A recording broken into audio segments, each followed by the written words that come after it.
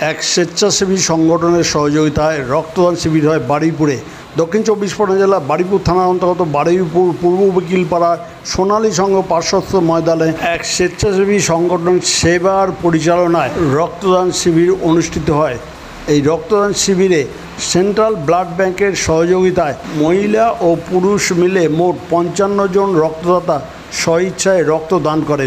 এই রক্তদান শিবিরটি মূলত থ্যালাসেমিয়া আক্রান্ত শিশুদের সাহায্যার্থে হয়। রক্তদান শিবিরটি 21 বছরের পদার্পণ করে। এই খবর আপনারা দেখছেন একমাত্র খবর 48 ঘন্টার পর্দায়। এখনও যারা এই চ্যানেলটি সাবস্ক্রাইব করেননি তারা এখনই সাবস্ক্রাইব করুন, পাশে বেল আইকনটি আছে তা প্রেস করুন।